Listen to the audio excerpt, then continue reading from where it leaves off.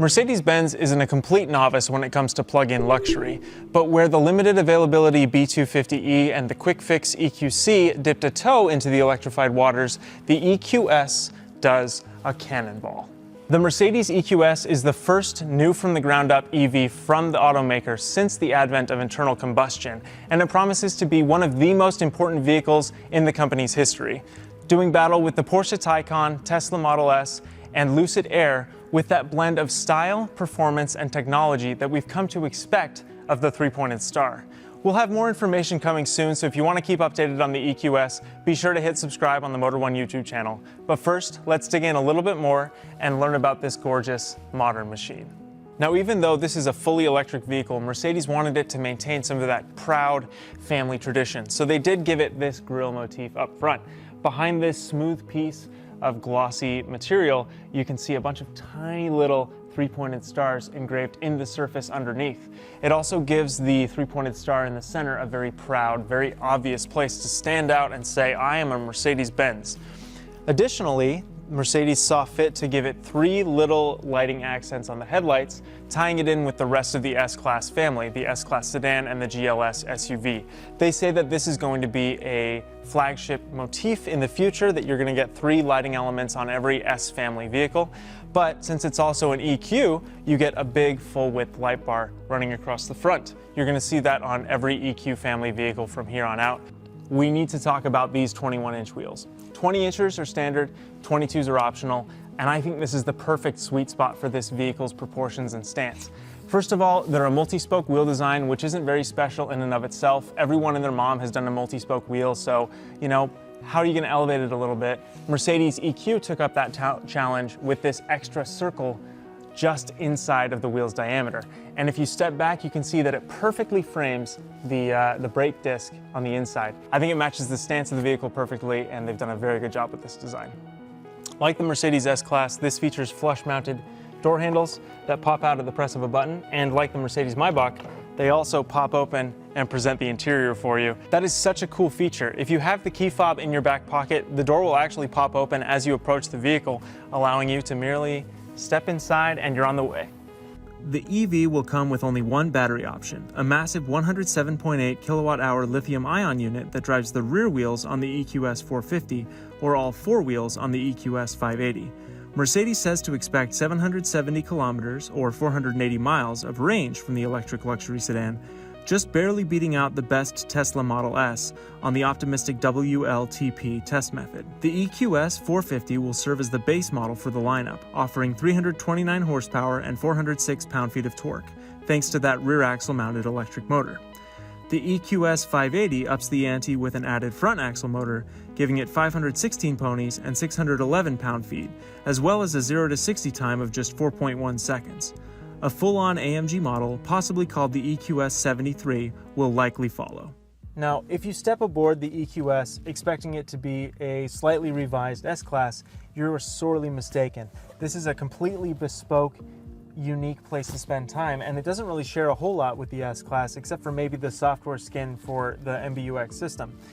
First and foremost, as soon as you get in, you realize that there's this wonderful high center console with some really delicately accented wood trim. A center console obviously isn't really necessary for an EV because there isn't a transmission that takes up space right here, but Mercedes still wanted it to feel very comfortable and inviting. They wanted it to be a little bit close-quartered, but not necessarily confining in the least. As you would expect of any S-family vehicle, the EQS also lives and dies by its rear seat. Now, because it's an EV, they really had a lot of architectural freedom to make a lot of space back here, and it very clearly shows. Both of these front seats are set for me. I'm about 6 feet tall, and as you can clearly see, I have so much legroom. I honestly can't think of another vehicle aside from like a Maybach or a limousine that I've sat in that has this much space in back. Mercedes-Benz isn't going to offer the EQS with a 2+2 seat configuration, so you're always going to have a middle seat here, but you're honestly probably not missing too much. You get all the same features as you might get in an executive package kind of vehicle. From door to door is a massive full-width Mercedes-Benz user experience hyperscreen. Yes, that is actually what they're calling it. There's a border of ambient lighting that runs around the edge, and that's because the hyperscreen floats ever so slightly above the surface of the rest of the dash. And it also overlaps a little bit into the door panels, which is just beautiful. It just shows a very thoughtful and clever attention to detail with the EQS. And it is a 56-inch wide pane of curved glass that houses 3 individual screens. One for the driver's instrument cluster, one for the center touchscreen, and an additional infotainment screen for the passenger. The biggest is the center touchscreen, which, as you can see, follows the contours of the Hyperscreen's dashboard shape. It comprises everything that you might find in another Mercedes-Benz vehicle, the MBUX infotainment package, but unlike some of those, it also includes a so-called zero layer that you can access with a long hold of the home button. In the zero layer, the map is the default background of the screen with some additional tiles that pop up. There's always going to be a media tile in the middle, for example, and accessing the vehicle's settings from here are always going to be up top. However, beyond that, it really kind of depends on how you use your vehicle for what this screen is going to look like. For example, I have to call into a meeting every Monday at 8 a.m., and if I'm out on the road when that meeting appears on my calendar, the Mercedes-Benz user experience will suggest a tiny little tile over here that has the number of the meeting that I call into. It's a really clever way of integrating your entire schedule into the vehicle's infotainment package without necessarily forcing a lot of distraction and a lot of menu use. There are a lot of unique comfort features that are new to the EQS, including some sound of the sea and forest glade and summer rain nature motifs, which animate the background of the screen and play some soothing ocean sounds through the speakers. Some other automakers have this, most notably Hyundai, but this is a really immersive way of doing it with ambient lighting and a center display, as well as sound and ionizer and scenting and stuff like that. Now we're on the passenger side and we get to play with this second auxiliary infotainment touchscreen that can only be operated by the passenger. In fact, if you're driving down the road and the system senses the driver looking over too much at the screen, it'll sound a warning, and then eventually, if the driver continues to ignore that warning, it will turn off this display for the time being. It's a really interesting way that Mercedes-Benz is trying to combat driver distraction while still including lots of technology. This touch screen works the same as the rear seat passenger infotainment systems with a lot of the same functionality.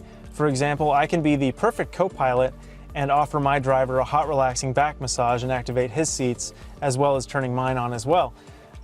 You can adjust the seat kinetics, everything else for both the driver and front passenger, and you can even play your own audio either through Bluetooth speakers, or you can pitch it over to the center display and the driver can approve or deny your request.